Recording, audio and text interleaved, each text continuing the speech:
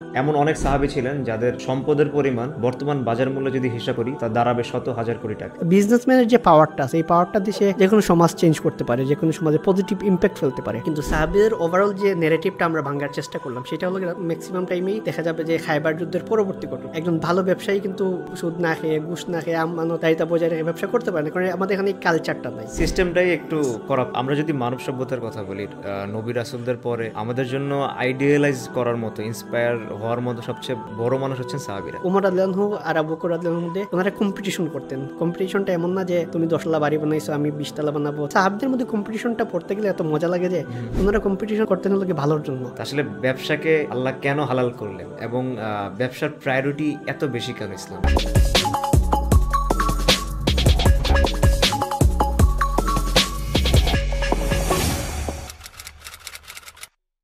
আসসালামু আলাইকুম, সবাইকে আমন্ত্রণ জানাচ্ছি দ্য রেগুলার গাই পডকাস্টের আরও নতুন একটি এপিসোডে। আমরা অনেকেই মনে করি সাহাবী মানেই দুস্থ, গরিব, অসহায়। তারা পেটে পাথর বেঁধে থাকতেন, খেতে পারতেন না। কিন্তু মুদ্রার ওপিঠ অনেকটাই ভিন্ন। এমন অনেক সাহাবী ছিলেন যাদের সম্পদের পরিমাণ বর্তমান বাজার মূল্য যদি হিসাব করি তা দাঁড়াবে শত হাজার কোটি টাকায়। তাদের ছিল অঢেল সম্পদ, কিন্তু এত সম্পদ থাকা সত্ত্বেও তারা বিলাসিতায় নিমজ্জিত ছিলেন না। তারা সদা আল্লাহর ইবাদত এবং আল্লাহর প্রশংসায় নিয়োজিত ছিলেন। এর সম্বন্ধে আরও অনেক ধারণা আমি পেয়েছি কোটিপতি সাহাবী নামক এই বইটি পড়ে। বইটি লিখেছেন আমাদের বর্তমান সময়ের খুব দারুণ একজন লেখক, মিস্টার আরিফুল ইসলাম ভাই। আজকে তিনি আছেন আমাদের অতিথি হিসেবে। আসসালামু আলাইকুম ভাইয়া, কেমন আছেন? আলহামদুলিল্লাহ ভালো আছি, আপনি কেমন আছেন? আলহামদুলিল্লাহ। এই যে যে ধারণাটা নিয়ে বললাম, যে অনেকেই মনে করে যে সাহাবীদের সম্বন্ধে আমাদের আসলে প্রপার নলেজ না থাকার কারণে অনেকেই মনে করে যে সাহাবীরা অনেক কষ্ট করতো। কষ্ট আসলেই করছে ওরা, কিন্তু কষ্ট মানে এই না যে তারা সবসময় খেতেই পারতো না, তাদের কিছুই ছিল না, তারা সবাই গরিব ছিল। এই ফ্যাক্টটা যে অনেক ক্ষেত্রেই ভুল বা অনেকটাই মিথ্যা। আমাদেরকে হয়তো জাস্ট একটা পিঠ দেখানো হয়েছে, আরেকটা পিঠ দেখানো হয় না। তো আসলে আপনার বইতে তো আপনি এই জিনিসগুলো খুব সুন্দরভাবে ডিফাইন করছেন। তো এই জিনিসটা আপনার মুখ থেকে আমি জাস্ট ক্লারিফাইটা জানতে চাচ্ছি। ধন্যবাদ ভাই। সাধারণত এমনিতেই আমরা সিরাত বা রাসূলুল্লাহ ইসলামের জীবনীটা পড়ি না। জি। বেশিরভাগ মানুষ দেখা যাবে যে জীবনে একবারও রাসূলুল্লাহ ইসলামের জীবনী পুরোটা ফার্স্ট টু লাস্ট তার 63 বছরের জীবনী কখনোই পড়ে নাই। তারপর হলো গিয়ে আমাদের সাহাবীদের সম্পর্কে যে জানাশোনা, আমরা যে সাহাবীদের ঘটনাগুলো জানি সেটা মূলত রাসূলুল্লাহ ইসলামের জীবনী পড়তে গিয়েই জানি। আমরা রাসূলুল্লাহ ইসলামের সিরাত যখন পড়ি তখন জানি বিলাল রাদিয়াল্লাহু আনহুর ঘটনা, তখন জানি আবু হুরায়রা রাদিয়াল্লাহু আনহুর ঘটনা, তখন জানি আমরা খায়বার যুদ্ধের ঘটনা, তখন জানি আমরা খন্দক যুদ্ধের ঘটনা, যেই যুদ্ধগুলোতে রাসূলুল্লাহ ইসলাম এবং সাহাবীরা খুব ক্ষুধা তৃষ্ণায় ছিলেন এবং ওনারা খেতে পারেন। এটা খুবই সত্য। এগুলো এমন না যে এগুলো ঘটনাগুলো মিথ্যা। জি। তার মানে এই ঘটনাগুলো আমরা যারা সিরাত পড়ছেন তারা এইগুলো ঘটনা জানেন, আর যারা তো পড়েন নাই তারা ধরেন যারা পড়ছেন তাদের কাছ থেকে জানেন। এইটা হলো আমাদের সিরাত যতটুকু পড়ে ততটুকু পর্যন্ত আন্ডারস্ট্যান্ডিং আর কি। তো এর ফলে দেখা যায় যে সিরাতের বাইরে রাসূলুল্লাহ ইসলামের জীবনের বাইরে যে সাহাবীদের জীবনের আলাদা একটা অধ্যায় আছে। জি। অর্থাৎ রাসূলুল্লাহ ইসলামের জীবনের যেখানে শেষ সেখান থেকে ধরেন অনেক সাহাবীর এরপরেও 40, 50, 60 বছরও জীবিত ছিলেন, কেউ কেউ আরও বেশি সময় জীবিত জি। ছিলেন। এই কাহিনীগুলো তো আমরা জানি না। তো এই না জানার কারণে আমরা যে জানলাম যে ওনারা পেটে পাথর বেঁধে যুদ্ধ করছেন, পেটে পাথর বেঁধে থাকছেন, এটা তো মানে সত্য। কিন্তু এর অপিঠটাও যে আরেকটা লাইফ আছে, আরেকটা অধ্যায় আছে। এই অধ্যায়গুলো কিন্তু রাসূলুল্লাহ ইসলামের ম্যাক্সিমাম টাইমেই ইন্তেকালের পরে। জি। এবং কোনো সাহাবী ছিলেন রাসূলুল্লাহ ইসলামের জীবদ্দশায় ধনী, তারা সম্পদ দান করতেন, তারাও সম্পদ উপার্জন করতেন। সেই কাহিনীগুলো যেমন আছে এগুলা অনেকটা ফুটনোটের মতো থেকে যায়। কিন্তু সাহাবীদের ওভারঅল যে নেরেটিভটা আমরা ভাঙার চেষ্টা করলাম সেটা হলো ম্যাক্সিমাম টাইমেই দেখা যাবে যে খায়বার যুদ্ধের পরবর্তী ঘটনা। অর্থাৎ এই ঘটনাটা আমাদের সামনে না আসার কারণে, না পড়ার কারণে আমরা জানি না। এমন না যে এই ঘটনাগুলা ফর দ্য ফার্স্ট টাইম 1400 বছরের পরে আমি আবিষ্কার করলাম, এমন না। এই ঘটনাগুলো আমাদের হিস্ট্রিক্যাল বুকেই আছে। এটা সেই রাসূলুল্লাহ ইসলামের জীবনের পর থেকে যতগুলো বই লেখা হয় সবগুলো বইই আছে। সেই বইগুলো থেকেই আমি কী করছি, নেরেটিভটা মানে বের করছি। দ্যাটস ইট আর কি। ধন্যবাদ আপনাকে। সাহাবীদের লাইফস্টাইলটা কেমন ছিল? তারা যারা হচ্ছে সম্পদশালী ছিলেন, যেমন আমাদের সময় দেখা যায় যে সম্পদ হলেই বা অনেক টাকা হলেই আমাকে নতুন নতুন গাড়ি কিনতে হবে, বাড়ি কিনতে হবে, বা আমার সম্পদের যে একটা প্রদর্শন, মানে শো অফ যেটাকে আমরা বলি, সেটা করতে হবে। আসলে সাহাবীরা এই জিনিসটা কীভাবে মেনটেন করতেন তাদের লাইফস্টাইলে? প্রথমত যখন রাসূলুল্লাহ সাল্লাল্লাহু আলাইহি ওয়াসাল্লাম ছিলেন এবং সাহাবীদের সম্পদ বলি, যে কোনো জিনিস বলি না কেন, তাদের মধ্যে একটা আমরা যদি বলি দিন, ইসলাম, আখলাক সব কিছু একটা ইনস্টল করা ছিল, সেট জি। করা ছিল। তো যত সম্পদের যত খারাপ দিক আছে এবং ব্যক্তিগত যত খারাপ গুণ আছে, জি এই গুণগুলো যে খারাপ গুণ, ব্যক্তিগত আচার আচরণ যে খারাপ কিংবা যেই দিকটা খারাপ আছে, মানে সুদ নেয়া, ঘুষ নেয়া, এই খারাপ দিকগুলোর ব্যাপারে সাহাবীরা আমাদের চাইতে অনেক বেশি সচেতন ছিলেন, জি যার ফলে ওনারা সম্পদ উপার্জন করছেন, ওনারা মানে লাইফ লিড করছেন, কিন্তু এই খারাপ দিকগুলো ওনারা স্পর্শ করেন নাই, কিংবা কোনো কোনো ক্ষেত্রে যদি স্পর্শ করেও ফেলেন, এটা রাসূল সাল্লাল্লাহু জীবদ্দশায় হোক আর পরবর্তীতে হোক, এটা সমাজে ডমিনেন্ট হয় নাই, এটা পরবর্তীতে কেউ না কেউ ওনাদেরকে সংশোধন করছেন এবং সাথে সাথে দেখা গেছে উনি ঠিক করে ফেলছেন। পার্সোনালি যে মানে যখনই কেউ সামান্য একটু ভুল করছেন, সাথে সাথে কিন্তু হয় রাসূলুল্লাহ সাল্লাল্লাহু ওনাকে সংশোধন করছেন অথবা আরেকজন সাহাবী এসে ওনাকে সংশোধন করছেন। টোটাল ওভারঅল সিনারিওটা ছিল কিন্তু পজিটিভের দিকে।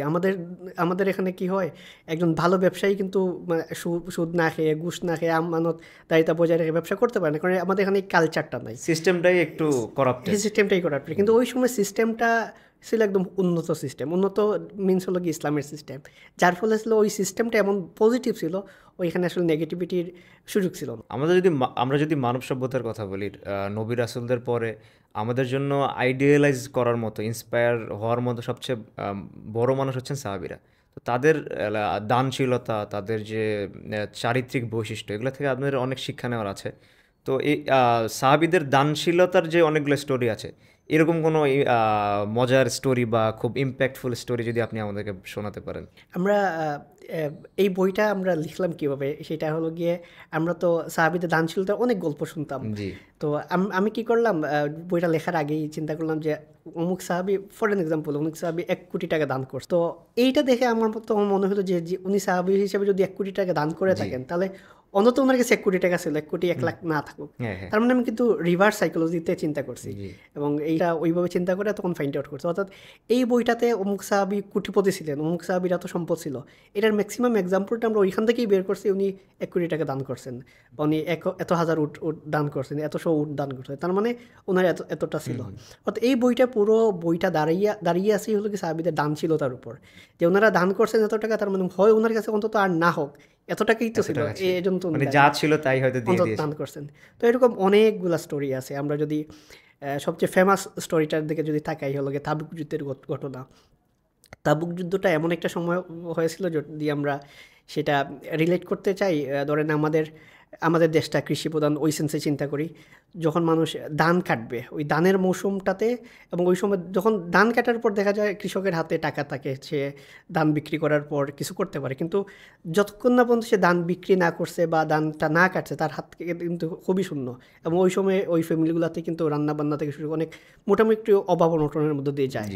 তাবুক যুদ্ধটা ছিল ঠিক এই যদি আমরা রিলেট করি ওই একটা সময়ের মধ্যে, যখন মদিনার খেজুরগুলো পাকে নাই, খেজুর মানে তাদের সোর্স অফ ইনকামের অন্যতম সোর্স ছিল হলো গিয়ে এই খেজুরটা, ওইটা না পাকার ওই মুহূর্তটাই হলো গিয়ে যখন তারা খেজুরগুলো সংগ্রহ করবে, ওই মুহূর্তে ছিল তাবুক যুদ্ধের ডাক। তো ইন দ্যাট মুমেন্ট হলো গিয়ে কোনো সম্পদ নাই, যুদ্ধ যে যাবে কোনো সরঞ্জাম নাই, অস্ত্র নাই, উট নাই, ঘোড়া নাই। তখন রাসূলুল্লাহ সাল্লাল্লাহু আলাইহি ওয়াসাল্লাম ওভারঅল সবাইকে ডাকলেন, যে ডেকে বললেন যে আমাদের ইকুইপমেন্ট লাগবে, আমাদের এটা সেটা লাগবে, এটার জন্য তো দান করতে হবে। মানে এটা ওপেন টু অল একটা কল করছেন যে দানের জন্য। তখন আবু বকর রাদিয়াল্লাহু আনহু, ওমর রাদিয়াল্লাহু আনহু আর আবু বকর রাদিয়াল্লাহু আনহুর মধ্যে ওনারা কম্পিটিশন করতেন। কম্পিটিশনটা এমন না যে তুমি 10 তলা বাড়ি বানাইছো, আমি 20 তলা বানাবো, তুমি ওনাদের সাহাবদের মধ্যে কম্পিটিশনটা পড়তে গেলে এত মজা লাগে যে ওনারা কম্পিটিশন করতেন হলো কি ভালোর জন্য, কে কার চাইতে বেশি ভালো কাজ করতে পারেন, এইটার কম্পিটিশন হতো।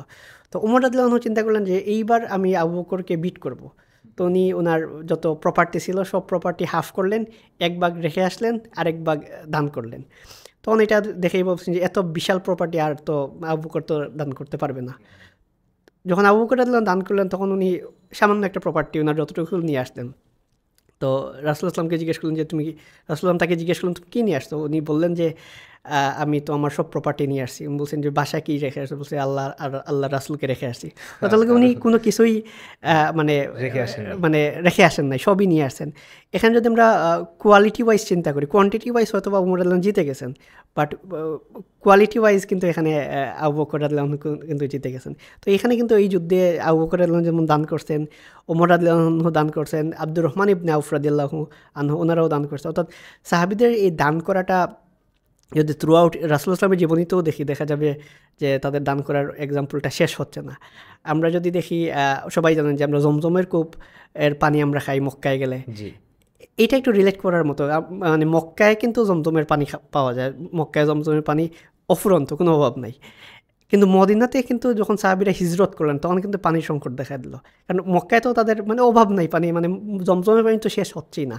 কিন্তু মদিনায় গিয়ে একলগে পানি নাই, আর একলগে ওনারা সবসময় ফ্রেশ ওয়াটার খেয়ে আসছেন, মানে এত এর চেয়ে ভালো তো পানি হতেই পারে না। তো ওনারা যখন মদিনায় গেলেন তখন অনেক সাহাবী অসুস্থ হয়ে গেলেন। একটা ছিল ওনাদের নতুন পরিবেশ সব কিছু মিলিয়ে, আর একটা হলো পানির অসুবিধা। যখন পানি নাই তখন দেখা গেল যে ওইখানে পানি ছিল হলো গিয়ে পানির কূপ ছিল একটা ইহুদির।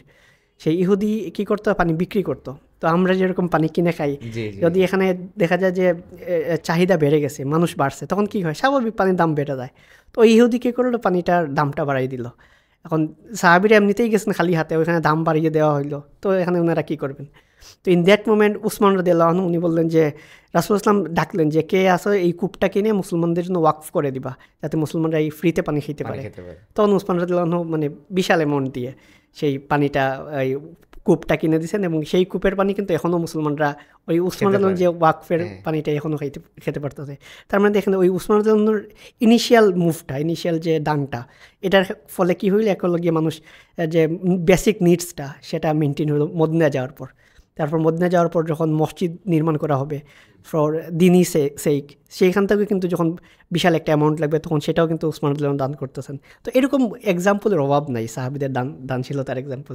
এবং এটা দেখলেই বোঝা যায় যে ওনাদের আসলে মানে সম্পদ উপার্জনটা এটা ফর দ্য সেক অফ আল্লাহ ছিল। এবং এটা ওনারা একটা কথা আছে যে সাহাবীদের পুরো সম্পদ কিংবা সাহাবীদের লাইফস্টাইল নিয়ে, ওনাদের পুরো লাইফস্টাইল ছিল হাতে দুনিয়া আর হৃদয়ে আল্লাহ। যখন হাতে দুনিয়া থাকবে তখন আর হৃদয়ে আল্লাহ থাকবে, তখন আল্লাহর সেক যখন আসবে তখন আমি হাত খুলে দান করতে পারবো। আর সম্পদটা যখন আমার হৃদয়ে চলে আসবে তখন কিন্তু আমার হৃদয়ে বলবে না যে দান করো, বলবে কমে যাবে তখন আমি বিলাসিতা করবো। আমাদের ইসলাম একটা ফেমাস কোট আছে যেটা আল্লাহ বলেছেন যে মানে আমি সুদকে করেছি হারাম তোমাদের জন্য এবং ব্যবসাকে করেছি হালাল। তা আসলে ব্যবসাকে আল্লাহ কেন হালাল করলেন, এবং ব্যবসার প্রায়োরিটি এত বেশি কেন ইসলামে? ব্যবসার প্রায়োরিটি আরেকটা কথা হচ্ছে, দেখা গেছে ম্যাক্সিমাম সাহাবীরা যারা ধনী ছিলেন সবাই কিন্তু ব্যবসা করেই ধনী হয়েছেন, এমন কোনো সাহাবী নাই যে হয়তো অন্যের আন্ডারে কাজ করে ধনী হয়েছেন। আসলে এইটা একটু ইসলামের আঙ্গিকে বলবেন। ব্যবসার গুরুত্ব ইসলামে এত বেশি যে মানে যে পরিমাণ, আপনি যদি কোরআন এবং হাদিসে যদি উপার্জনের রাস্তাটা দেখেন, যে উপার্জনের সোর্সটা কী আছে, এটা দেখবেন মানে কোনো ক্ষেত্রে হয়তো বা মেনশন করছে অথবা কোনো ক্ষেত্রে মেনশন করে নাই, পরোক্ষভাবে ইন্ডিকেট করছে মানে ইনকাম সোর্সটা হলো কি ব্যবসায়ী। এমনকি এরকম অনেক হাদিস আছে, যে কোনো হাদিসে আছে যে যারা সৎ আমানতদার ব্যবসায়ী তারা কিয়ামতের দিন নবী সিদ্দিক ওনাদের সাথে থাকবেন। আবার এরকম আছে যে রিজিকের 10 ভাগের 9 ভাগ হলো কি ব্যবসার মধ্যেই আছে। এবং এইটার এক্সাম্পলটা তো আমরা এটা কতটা রিয়েলিস্টিক এটা তো আমরা দেখতেই পাই, যদি এখনকার সময় বলা হয়ে থাকে যে বর্তমান পৃথিবীর 10 জন মানুষের কাছে পৃথিবীর অর্ধেকেরও বেশি সম্পদ আছে, তো তারা কিন্তু আসলে ওই যে এইটা গেইন করে নেই, চাকরি করে। এটা টোটালি হলো কি তাদের পুরোটাই বিজনেসের জায়গা থেকে। বাংলাদেশে দেখেন, যে কোনো জায়গায় দেখেন, বিজনেসম্যানের যে পাওয়ারটা আছে, এই পাওয়ারটা দিয়ে সে যে কোনো সমাজ চেঞ্জ করতে পারে, যে কোনো সমাজে পজিটিভ ইম্প্যাক্ট ফেলতে পারে। মুসলমানরা যদি ব্যবসা করে তখন কী হবে, আমার 9টা টু 5টা ডিউটি করতে হবে না, এবং এই যে আমার একটা লাইফস্টাইলে ফ্রিডম থাকবে, এই ফ্রিডমটা কিন্তু কখনোই অন্য কোনো কিছু এনে দিবে না। তার চেয়ে ইম্পর্টেন্ট হলো কি, আমি যখন ব্যবসা করব, যারা ব্যবসা করেন তারা জানেন যে কখনোই আমি 100% কনফিডেন্ট থাকবো না, যে মানে ব্যবসা করাটা মানে একটা, আমি যখন চাকরি পাবো মাসে 40,000 টাকা চাকরি পাবো, তখন যাই হোক কোম্পানি কোন দিকে যাক না যাক আমি জানি মাসে 40,000 টাকা পাবো, মানে এটা কিছুই হোক না হোক। আমার যদি এখান থেকে চাকরি চলে যায়, আমি যদি খুব ভালো ওয়ার্কার হই, আমি কী করবো, অন্য জায়গায় সুইচ করবো। কিন্তু আমি যখন ব্যবসা করব তখন কিন্তু আমার আমার মাস শেষে কত আসবে এটা নিশ্চিত না। তার মানে আমি কিন্তু প্রতিনিয়ত এফোর্ট দিতে হবে, এবং যখনই আমার এফোর্ট দেওয়ার প্রসঙ্গ আসবে তখন কিন্তু আমার আল্লাহর কাছে দোয়া করার এফোর্টটা আসবে। এটা কিন্তু সাধারণত দেখা যায় যে রিজিকের ব্যাপারে চাকরিজীবীরা তো আসলে চিন্তা করেন এবং দোয়াও করে না, যতটা ব্যবসায়ীরা করে এবং তাদেরকে করতে হয়। এবং সেটা যদি সে সৎ আমানতদার ব্যবসায়ী হয় তখন কিন্তু সে আল্লাহর প্রতি অ্যাটাচমেন্ট এবং ইসলামের প্রতি অ্যাটাচমেন্ট এবং আল্লাহর কাছে চাওয়াটা, এটা সে যেভাবে পারে, এটা চাকরিজীবীরা চাইলেও পারে না। এটা খুব দারুণ একটা কথা বলেছেন। হয়তো এই একটা কোড বা একটা কথা দিয়ে অনেক মানুষ অনুপ্রাণিত হবে ব্যবসার জন্য।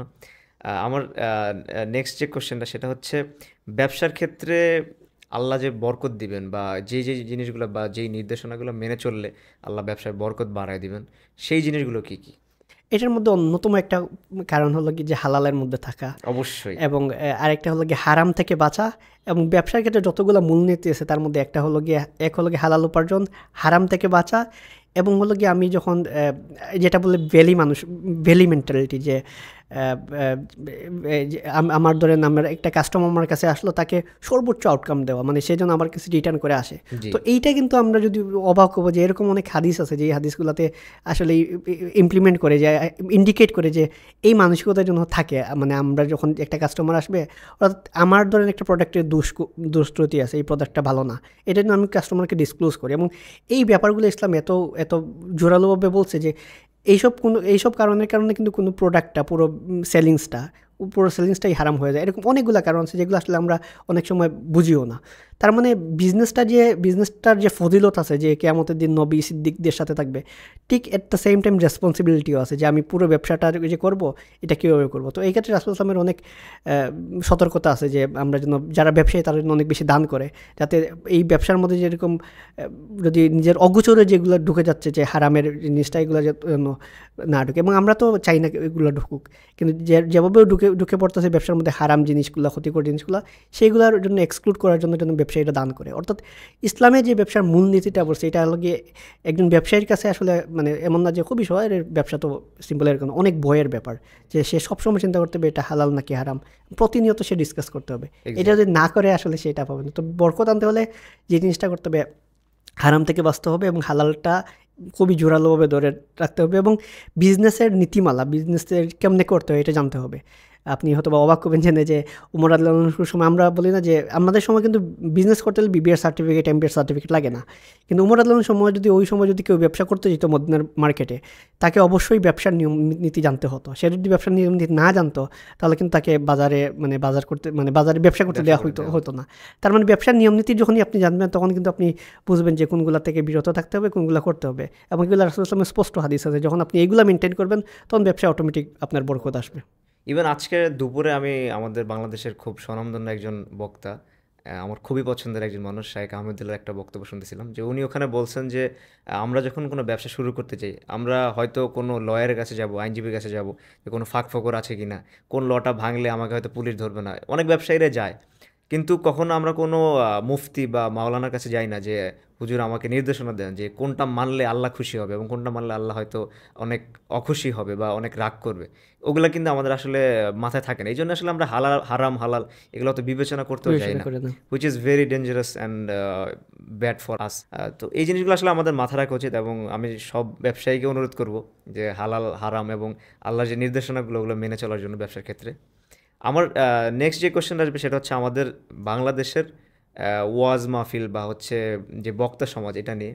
সেটা হচ্ছে দেখা গেছে আমাদের যারা আলেমগণ আছেন, তারা ম্যাক্সিমামই বলবো যারা হচ্ছে ওয়াজ মাহফিল নির্ভরশীল, তাদের রুটি রোজগার বা তাদের খাবার সব কিছু ওখান থেকে আসতেছে। তো এটা ইসলামের ক্ষেত্রে বা ইসলামের যদি বিবেচনা যদি বলেন, সেটা কতটা সঠিক? এবং আগে যারা দিন প্রচার করতেন সাহাবীদের সময় বা সাহাবীদের পরবর্তী সময়, তারা কি এই ওয়াজ মাহফিল করেই টাকা ইনকাম করতে, বা তাদের অন্য কোনো অল্টারনেটিভ সোর্স অফ ইনকাম ছিল কি না? আমরা সাহাবীদের পরবর্তী জেনারেশন যদি দেখি, পরবর্তী এরকম দেখা যায় ওয়াজ মাহফিলটা কিন্তু এমন না যে বাংলাদেশে যেভাবে হচ্ছে এরকম কখনো হয় নাই।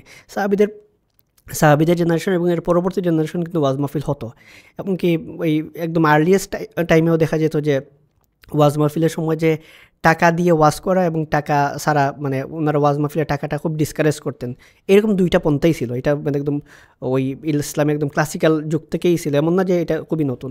বাট দ্য থিং ইজ, আমাদের দেশে যেই জায়গায় যাচ্ছে এটা অনেক ক্ষেত্রে দেখা যাচ্ছে এটা অনেকটা মানে ওইটাই হলো মূল পেশা হিসেবে নিয়ে মাত্রাটা মানে সারিয়ে যাচ্ছে। কিন্তু এরপরেও যদি আমরা দেখি যে পুরো মুসলিম হিস্ট্রি যদি দেখি, আমরা দেখবো যে অনেক আলেম ছিলেন ব্যবসায়ী, এমনকি এইগুলো নিয়ে অনেক বইও বের হয়েছে। বাংলাদেশে একটা বিখ্যাত বইও আছে, গত 1 বছর আগে বের হইল, যে আলেম উদ্যোক্তাদের সোনালী অতীত, এরকম একটা নামে একটা বই। যে বইটাতে দেখানো হয়েছে যে মুসলিম হিস্ট্রিতে আলেমরা কী ধরনের পেশায় নিযুক্ত ছিলেন। এবং আমি খুব অবাক হলাম যে বইটা পড়ে, যে মানে আমরা আমাদের সমাজে যত ধরনের ব্যবসা দেখি, লন্ড্রি থেকে শুরু করে রিক্সা ড্রাইভার থেকে শুরু করে একদম মানে মুচি থেকে শুরু করে যত ধরনের, এমনকি নাপিত, আমরা জানি তো আমাদের দেশে দেখা যায় ম্যাক্সিমাম কিছু চুল যারা কাটা তারা হলো হিন্দু। আমি জানি না এই কালচারটা এখন মানে কী অবস্থা, পরিবর্তন হয়তো বা তাও কিন্তু ম্যাক্সিমাম ক্ষেত্রে আপনি গ্রামে গঞ্জে যান, আপনি মুসলিম মানে নাপিত মানে রেয়ারলি পাবেন না, এরকম অবস্থা। আর থিং ইজ, আমি দেখলাম যে অনেক আলেম ছিলেন নাপিত, তার মানে মুসলিম আলেমদের যে পেশা, এমনকি দেখেন আমাদের যে আমরা যে মাযহাব মানি, ইমাম আবু হানিফা রাহিমাহুল্লাহ, উনিও কিন্তু ছিলেন একজন বড় ব্যবসায়ী, ওই যুগের অন্যতম কোটানকোট শিল্পপতি ছিলেন উনি, ওনার পোশাকের ব্যবসা ছিল। তার মানে অনেক বড় বড় আলেম ছিলেন ব্যবসায়ী, এবং তাদের ব্যবসার থেকেই তাদের মূলধন আসতো এবং তাদের সোর্স অফ ইনকাম এটা মেনটেন হতো। এবং এইটার পেছনে আলেমদের অনেক বড় বড় মোটিভেশনাল স্পিচ আছে যে কেন তুমি ব্যবসা করবা, এবং এটা নিয়ে অনেক আলেমরা বইও লিখছেন। অর্থাৎ আমরা যদি ওভারঅল দেখি যে আলেমদের আসলে ব্যবসামুখীটা এটা ইসলামের আগে থেকেও ছিল, এবং এই যে ওয়াজ মাহফিল থেকে যে অর্থ নেওয়াটা, এটা যে ছিল না এমন না, এটা আগেও ছিল। থিং ইজ, এইটা এখন মানে এইটা যে জিনিসটা মানে চোখেই কমার্শিয়াল লাগতেছে, এই জিনিসটা এত মাত্রায় ছিল না। তো তখন কিন্তু আলেমদের সম্মান, মান, ইজ্জত সব কিছুই আসলে ওই রকম খুব ভালো রকমের ছিল। এবং এখনও কিন্তু বাংলাদেশে অনেক আলেম আছেন যারা আসলে হয়তো ওইসব আলেমদেরকে আমরা চিনি না। আরেকটা জিনিস হলো আমরা আসলে আলেম বলতে শুধু আমরা মনে করি ওয়াজ যারা করে তারা আলেম, কিন্তু এর বাইরেও যে মাদ্রাসার মধ্যে অনেক আলেম আছেন তাদেরকে আমরা চিনিও না, নামও শুনি নাই, এরকম কিন্তু আলেমের অভাব নাই। তারা কিন্তু অনেক আলেম, আমরা যাদের কিন্তু চিনি তাদের শিক্ষক ওনাদেরও কিন্তু দেখা যায়, আমি এক সময় খোঁজ নিয়ে দেখলাম ওনাদের কিন্তু অনেক ব্যাকএন্ডে অনেক বিজনেস আছে, পাঞ্জাবির ব্যবসা, আতরের ব্যবসা, লটস অফ মানে জমির ব্যবসা। তো এটা খুবই পজিটিভ সাইন্স যে আমাদের আলেমরাও, আমাদের সবচেয়ে ফেমাস ব্যবসায়ী আলেম মিস্টার জামশেদ মজুমদার, এটা তো খুবই পজিটিভ আলহামদুলিল্লাহ যে উনি আসলে বাংলাদেশের অনেক আলেমকে আসলে শিখিয়েছেন যে আসলে ব্যবসাটা কিভাবে করা উচিত দিনের পাশাপাশি, এবং মার্কেটিং কিভাবে করা উচিত। ওনার চেয়ে বড় মার্কেটার মনে বাংলাদেশ আর কেউ এটা এমনকি ইনফ্যাক্ট ওনার মার্কেটিং স্ট্র্যাটেজি দেখে অনেকেই মানে খুবই অবাক, ইন্সপায়ার্ড যে মানে কেমন একটা প্রোডাক্টের মার্কেটিং করতে হয়। He is the best. Even Bangladesh মার্কেটে আসছেনই উনি কত পরে, উনি ছিলেন না বাংলাদেশে, উনি বড় হয়েছেন মেবি সৌদি আরবে, সেখান থেকে এসে বাংলাদেশ মার্কেটটাকে বুঝে এই বাংলাদেশে এত সুন্দর ব্যবসা করা আসলেই অনেক ইন্সপায়ারিং একটা বিষয়। এই জন্য বললাম যে আমি কিন্তু বাংলাদেশের যদি আলেম সমাজ দেখি, কিংবা বাংলাদেশের যারা ওয়াজ করতেছেন কিংবা হোয়াটএভার, মানে এই যে সমাজটা, এই সমাজটা নিয়ে খুবই মানে আশাবাদী এবং পজিটিভ। কারণ এটা মানে কারণ দেখেন এখন যেরকম আলেম বাড়তেছে, কিংবা আমাদের যেরকম এক্সপোজার আছে, তো এটার ফলে মনে হইতেছে যে সবাই তো ওয়াজ করতেছে। আবার আপনি ওই যারা ব্যবসা করতেছে ওইসব আলেমদের খোঁজ দিবেন, মনে করি আলেমরা সবাই তো ব্যবসা করে, হজ এজেন্সি, উমরা এজেন্সি কি নাই। দেখেন হজ এজেন্সি, উমরা এজেন্সি বাংলাদেশে এগুলো ম্যাক্সিমামই চালায় হলে আলেমরা, এটা কিন্তু $1 বিলিয়ন ইন্ডাস্ট্রি বাংলাদেশে। তো এরকম অনেক কিছুই আছে যেগুলো আসলে মানে পজিটিভ সাইন আমাদের জন্য। দেন আমি আসবো একটু এডুকেশন সিস্টেম নিয়ে, যেটা হচ্ছে মানে আমাদের এডুকেশন সিস্টেম অনেক ক্ষেত্রেই করাপ্টেড, বা অনেকেই বলে যে আসলে আমাদের যে এডুকেশন সিস্টেমটা তৈরি হয়েছে সেটা হচ্ছে ব্রিটিশদের গড়ে দেওয়া, এবং এটা আসলে আমাদের সমাজ এবং আমাদের লাইফস্টাইলের জন্য অনেক ক্ষতিকর অনেক ক্ষেত্রেই। তো ইসলামিক এডুকেশন এখন সবাই কিন্তু চায় না যে বাচ্চা কাচ্চাকে আমি হচ্ছে মাদ্রাসায় পড়াও, কারণ মাদ্রাসার লাইফস্টাইল অনেকের হয়তো কোনো কারণে মনে হয় না একটু বেশি হয়ে যাচ্ছে বা এটা সেটা। বাট একটা প্রপার এডুকেশন সিস্টেম কেমন হওয়া উচিত ইসলামের আলোকে যদি বলেন, সেখানে ধর্ম থেকে শুরু করে আর কি থাকা উচিত? এটারও এক্সাম্পল কিন্তু আমরা এমন না যে আমাদের সামনে নাই, এটাও কিন্তু আপনি ইসলামের ক্লাসিক্যাল যুগ দেখেন, ইনফ্যাক্ট মানে কয়েকটা ইসলামের যদি জ্ঞানতত্ত্বের ইতিহাস দেখেন আপনি দেখবেন অনেকগুলো যুগ আছে, যেই যুগগুলোতেও দেখা যায় যে একটা ইসলামিক ভার্সিটিতে, ইসলামিক মাদ্রাসায়, ওইখানে কিন্তু নট নেসেসারি শুধু ধর্মতত্ত্ব পড়ানো হচ্ছে, ওইখানে কিন্তু সায়েন্স, আর্ট, এভরিথিং সব কিছু পড়ানো হচ্ছে, এবং ওইখান থেকেই হচ্ছে। দ্য থিং ইজ জ্ঞানটা শুধুমাত্র যে আমি পড়াশোনা করবো, ওইটা শুধুমাত্র যে টাকা উপার্জনের জন্য, চাকরির জন্য, এই চিন্তাটা কিন্তু খুব বেশি দিনের না। এটা কিন্তু খুবই বলা যায় খুবই নতুন, এবং এটা নতুন বলতে ব্রিটিশ কলোনিয়াল ওই পিরিয়ডের পরে 100-150 বছর ধরে যে পড়ালেখা করে যে গাড়ি ঘোড়া চড়ে, এটা আসলে মানে ওইটার সাথে কোনো রিলেট না। অর্থাৎ এই থিমটাই আমাকে শেখাচ্ছে আমি পড়ালেখা করলে আমি বাস্তবাদী ওই জিনিসটা পাবো। আবার এখন দেখেন এখন এই ট্রেন্ডটা চেঞ্জ হচ্ছে, এখন অনেকেই বলছে পড়ালেখা না করেই যে অনেক কিছু করা যায়, ইউটিউবিং করে, এটা করে সেটা করে। তো তার মানে কি সব কিছুই চেঞ্জ হচ্ছে। তো এটার জন্য আসলে মূল দায় হলো যে যেরকম শিক্ষা ব্যবস্থা আমরা যত যাই বলি না কেন, কিন্তু অ্যাট দ্য সেম টাইম আসলে আমরা নিজেরা আসলে এই সাহসী না, মানে যতটা সাহস থাকা দরকার ততটা সাহস না। কারণ আমি যদি পড়ালেখা একটা ছেলে যখন বিসিএস ক্যাডারও যদি হয়, সাধারণত দেখবেন যে 26-28 বছরের আগে কেউ বিসিএস ক্যাডার হচ্ছে না, এটা হলো কি একদম রিয়ালিটি। কেউ যদি কর্পোরেট জবেও যায়, সে MBA কমপ্লিট করে যেতে হবে, তার মানে তার মিনিমাম 26 বছর লাগবে। অর্থাৎ এই 26 বছরের জীবনে তার 26 বছরের জীবন যদি পুরোটাই সে বাবার উপর ডিপেন্ডেন্ট থাকে, তাহলে কিন্তু সে নিজের একটা অপিনিয়ন সে ফ্যামিলিকে বলতে পারবে না, সমাজকে বলতে পারবে না। অর্থাৎ আমরা কেরিয়ার এবং উপার্জন এই দুইটাকে আসলে গুলাই ফেলছি। একটা হলো গিয়ে উপার্জন, সেটা আপনি ছাত্র অবস্থায় করতে হবে, আর একটা হলো কেরিয়ার, সেটার সাথে আপনি পড়াশোনার সম্পর্ক থাকতে পারে, নাও থাকতে পারে। এমন অনেকেই আছে যারা পড়ালেখা করছে একটা টপিকে কিন্তু ক্যারিয়ার করছে আরেক টপিকে, এরকম তো বর্তমানে এটার অভাব নাই। তো সেক্ষেত্রে হলো কি আপনি তার মানে আপনার ওইটার অল্টারনেটিভ ফিল্ডে আপনার এক্সপার্টিস আপনার অর্জন করতে হবে। তো ওইটাই যে আপনার অর্থকরী বা ফিনান্সিয়াল ব্যাকআপ যে দিবে, এটা আপনি ছাত্র অবস্থায় নিশ্চিত করতে হবে। তো এইটা না করে যদি আপনি শুধুমাত্র সিস্টেমের দোষ দেন, এটা আসলে ওই সিস্টেম থেকে গড়ে উঠেই কিন্তু অনেকেই অনেক কিছুই চেঞ্জ করছে। তো সেইটা হলো কি আপনি সেই চেঞ্জটা আপনি নিজে হতে চান কিনা, এটা হলো ম্যাটার করে। এবং ওভারঅল যে এডুকেশন সিস্টেম অনেক কিছু, এটা আসলে আমরা সমালোচনা করবো, এই করবো সেগুলো, কিন্তু দিন শেষে হলো গিয়ে আমার লাইফে আমি এটা কতটুকু করতে পারবো, কিংবা আমি কী পরিমাণ চেষ্টা করতে পারবো, সেটা আসলে ডিপেন্ড করে। এখন দেখেন এটার পেছনেও কিন্তু আপনার সম্পদ থাকতে হবে, অর্থ থাকতে হবে। যার ধরেন এখন বিভিন্ন গ্রুপ অফ ইন্ডাস্ট্রি আছে, বিভিন্ন বাংলাদেশে তো অনেক বড় বড় শিল্পপতি আছে, তারা চাইলে কিন্তু এক একটা Islamic education school, Islamic education based মাদ্রাসা, এরকম ক্যাডেট অনেক কিছু করতে পারে। তার মানে এটার যদি আমি আমার স্বপ্ন থাকা সত্ত্বেও সাধ্য থাকা আমার কিন্তু মানে সামর্থ্য নাই, তার মানে এটার জন্য কিন্তু আমার সম্পদশালী হয়েও কিন্তু এই জিনিসটা অ্যাচিভ করতে হবে। অর্থাৎ আমরা যে সিস্টেমের দোষ দেই, সিস্টেমটা ইমপ্রুভ করতে হলেও কিন্তু আমাকে একলগে মেন্টালি, ফিনান্সিয়ালি এবং সব কিছু মিলে আমাকে এই ব্যাকআপটা থাকতে হবে। আমরা এইটা না হওয়া পর্যন্ত কিন্তু আমরা এবার রাসূল ইসলামের জীবন নিয়ে একটু কথা বলবো। আর সাহাবীরা তো রাসূল ইসলাম কি অনুসরণ করতেন, তো ম্যাক্সিমাম সাহাবীরাই ব্যবসা করছেন। রাসূল ইসলামের জীবনেরও ব্যবসার একটা পার্ট আছে, যেটা হয়তো অনেকেরই অজানা, এবং এটা নিয়ে আসলে অনেকে স্টাডিও করে না। রাসূল ইসলামের জীবনের ব্যবসার সাইডগুলো নিয়ে একটু কথা বলবেন।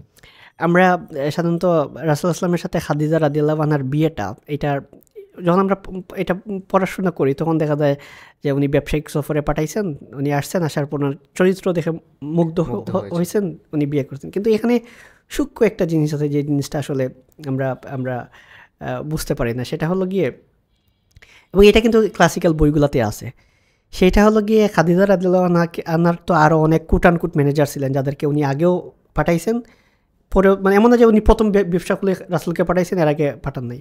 রাসূল আসলামকে পাঠানোর আগে উনি আরও অনেককেই পাঠাইছেন। কিন্তু আর বাকি সবাই তারা কি হইতো, তারা প্রতারণা করতো, আমানতদারিতা করতো না। এক সেকেন্ড হলো গিয়ে তারা হলো গিয়ে এর আগে প্রফিটের শেয়ারটা খাদিজা রাদিয়াল্লাহু আনহাকে দেয়া নাই। তার মানে এখানে দুইটা বিষয় আছে, এক হলো গিয়ে আমানতদারিতা, আরেকটা হলো গিয়ে ভালো বিজনেসম্যান বা বিজনেস বোঝা। আমরা এই ঘটনাতে শুধু ফোকাসটা করে হলো গিয়ে মানে রাসূল ইসলাম আমানতদার ছিলেন, এই জন্য খাদিজা রাদিয়াল্লাহু আনহা ওনার চরিত্র মুগ্ধ হয়েছেন। কিন্তু অ্যাট দ্য সেম টাইম একই স্টোরিতে আছে রাসূল ইসলাম বিজনেসটা করে খুব ভালো প্রফিট করছে, এবং এই শব্দটা পাওয়া যায় যে আগের পাড়ার তুলনায় ভালো প্রফিট আসে। তার মানে কি, যখন আপনি একটা বিজনেসে কুটা উনার 25 ইয়ার্স ওল্ডে উনি কী করছেন, উনি মানে বিজনেসের জন্য ইন্টারন্যাশনাল ট্যুর দিয়েছেন বা বাইরে সফর করছেন, এবং এটা খুবই রেয়ার ছিল। আমরা অনেকেই যারা গ্রামে বড় হয়েছি তারা কিন্তু মানে হঠাৎ করে যদি বলি যে যাও তুমি শহর থেকে একটা জিনিস কিনে এনে বিক্রি করো, এটা খুবই রেয়ার। কিন্তু এইখান থেকে শুধু গ্রাম থেকে শহরে না, উনি গ্রাম থেকে আরেকটা দেশে গেছেন, সেখান থেকে বিজনেস করে প্রফিট নিয়ে আসছেন। তার মানে এখানে কিন্তু ওনার বিজনেসের এক্সিলেন্সিও তো পাওয়া যায়, বোঝাও যায়। তো এইটা দেখা যায় যে রাসূল ইসলাম নিজেও তো মানে ওনার ব্যবসায়ী ছিলেন, এবং এইটার ওনার যে ব্যবসার সম্পর্কে যে একটু মোটিভেশন আছে, হাদিস আছে, এগুলো যে সাহাবীরা কী পরিমাণ ফলো করছেন তার এক্সাম্পলটা আমরা ওসমান রাদিয়াল্লাহু আনহু, আব্দুর রহমান ইবনে আউফ রাদিয়াল্লাহু আনহু, জুবাইর রাদিয়াল্লাহু আনহু, তালহা রাদিয়াল্লাহু আনহু, সবার মধ্যে আমরা দেখতে পারবো যে না, ওনারা এটা ইমপ্লিমেন্ট করছেন এবং ওনারা সাকসেসফুল ব্যবসায়ী হয়েছেন। এবং এটা আসলে প্রুভেন ইসলামে যে মানে কীভাবে ব্যবসা করে মানে কী করা যায়। এবং দেখেন এই এক্সাম্পলটা দেখেন, জি আব্দুর রহমান ইবনে আউফ রাদিয়াল্লাহু আনহু যখন মক্কা থেকে মদিনায় হিজরত করেন, ওনার হাতে ছিল 3 থেকে 4 দিনার, কিন্তু মক্কাতে থাকা অবস্থায় ওনার পুরো সম্পদ নিতে পারেন না, যেহেতু হিজরত করতেছেন। মক্কাতে মদিনায় হিজরত করার পর উনি তখন একটা ভ্রাতৃত্ব বন্ধন রাসূল ইসলাম করে দেন সাহাবীদের মধ্যে। তো মানে রাসূল ইসলাম যার সাথে করে দেন সাদ ইবনে রাবিয়া রাদিয়াল্লাহু আনহু। তো উনি বললেন দেখো আমার অনেক মদিনার সবচেয়ে সম্পদশালী আমি চাইলে আমার 2টা বাগান আছে, তুমি একটা বাগান নিয়ে নাও, তুমি এইটাতেই থাকো। তার মানে দেখেন আপনার একটা একজন ছেলের সাথে কত বড় একটা প্রস্তাব, যে একটা বাগানের মালিক হয়ে যাচ্ছেন। কুটানকুন আমাদের সময় যদি ঢাকায় আমি নতুন আসার পর কেউ যদি বলে এই আমার 10 তলা বিল্ডিংটা আমার আছে, 2টা আছে, তুমি একটা নিয়ে নাও, তখন আমি চিন্তা করবো এটা নিলে তো ভাড়া তো পাবো মাসে এত টাকা, আমার আর কি লাগে লাইফে।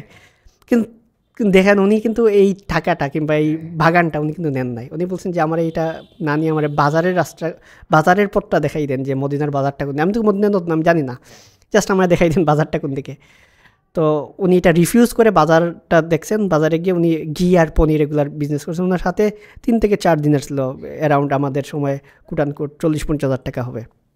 তো এটা দিয়ে উনি বিজনেস করছেন এখানে। তো তার মানে 3-4 দিনার দিয়ে উনি বিজনেস করছেন, এবং উনি এরপরে জীবিত ছিলেন প্রায় 30 বছর। উনি যখন ইন্তেকাল করেন ওনার প্রপার্টি ছিল কুটানকুট আমাদের সময় প্রায় মিনিমাম 3 থেকে 4 হাজার কোটি টাকা উনি যখন ইন্তেকাল করেন। তার মানে যিনি হলো গিয়ে ওনার মেন্টালিটিটা চিন্তা করেন, উনি কুটানকুট আমাদের সময়ের 10 তলা বিল্ডিং পেয়েও কিন্তু এটা রিফিউজ করে উনি নিজেই বিজনেসটা শুরু করছেন। তার মানে আমি বুঝতে হবে যে ওনাদের আসলে মেন্টালিটিটা ওইরকম ফ্রিতে কিছু পাওয়ার, টেকেন ফর গ্রান্টেড হিসেবে না নিয়ে এন্টারপ্রেনার হওয়ার, এটার ওনাদের একটা চিন্তা ভাবনা ছিল। এবং এই চিন্তাটাই আসতে দেখবেন এটা রাসূলুল্লাহ ইসলামের প্র্যাকটিস থেকে ওনারা এখান থেকে শিখছেন, যে এই ব্যক্তিত্বটা কিন্তু রাসূলুল্লাহ ইসলামকে দেখে ওনারা শিখছেন। যেমন আমাদের সমাজে টাকা জিনিসটাকে মানুষ অনেক নেগেটিভলি দেখে, যে ধনী যারা হয় তারা হয়তো খারাপ হয় বা তাদেরকে একটু ডেভিলিশ ওয়েতে প্রেজেন্ট করা হয়, যে ধনী মানুষরাই সমাজে সব খারাপ জিনিসগুলো টেনে আনে, বা যত খারাপ খারাপ বা ইমন বলে যে সব নষ্টের মূল্য হচ্ছে ধনীরা, এরকম মনে করে। বাট ইসলামের আলোকে যদি আমরা দেখি যে সাহাবীরা, যেসব ধনী সাহাবীরা ছিলেন তারা সমাজে কতটা ইম্প্যাক্ট ফেলছে, সমাজের উন্নয়নে কতটা তারা কাজ করছে। তো একজন ধনী মানুষ সমাজের জন্য কি কি উপকারে আসতে পারে এবং সমাজ তার দ্বারা কি কি বেনিফিট পাইতে পারে, রাষ্ট্র তার দ্বারা কীভাবে বেনিফিটেড হইতে পারে, এই আলোকে যে ধনী হওয়াটা কেন ইম্পর্টেন্ট সেই জিনিসটা একটু বলবেন।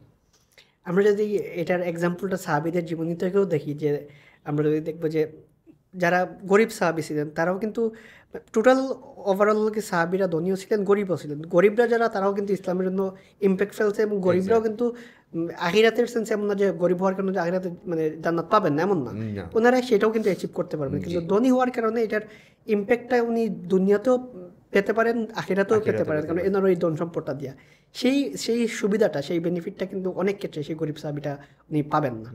তো আমরা যদি দেখি ইসলামের অনেক কুটানকুট যদি প্রজেক্টও যদি বলে, যে মসজিদ বানানোর প্রজেক্ট, বীরের উমার প্রজেক্ট, যুদ্ধের জন্য প্রজেক্ট, এরকম অসংখ্য যদি প্রজেক্ট দেখি, যে যখন গরিবদেরকে খাওয়ানো কিংবা অনাথ আশ্রম কিংবা মদিনার যারা বিধবা ছিল তাদেরকে একটা টাকা পয়সা দেওয়া, তাদেরকে একটা আশ্রয় দেওয়া, ওভারঅল সব কিছুই যদি দেখি, আমরা যদি দেখবো যে পুরো ইম্প্যাক্টটা যেভাবে আবু বকর রাদিয়াল্লাহু আনহু, উমর রাদিয়াল্লাহু আনহু, উসমান রাদিয়াল্লাহু আনহু, আব্দুর রহমান ইবনে আউফ রাদিয়াল্লাহু আনহু ওনারা রাখতে পারছেন, সেই জায়গায় কিন্তু একজন সাহাবী যিনি আসলে গরিব, উনি কিন্তু আসলে ওই সময় ওনার অন্য অনেক অবদান আছে, এমন না যে ওই অবদানটা না রাখার কারণে ওনার সব অবদান দুলিশা, তো এমন না, কিন্তু ওই সময় কিন্তু উনি ওনার কিন্তু পার্টিসিপেন্ট থাকবে না, এবং এই জায়গাটাতে এগিয়ে গেছেন ওসমান রাদিয়াল্লাহু আনহু।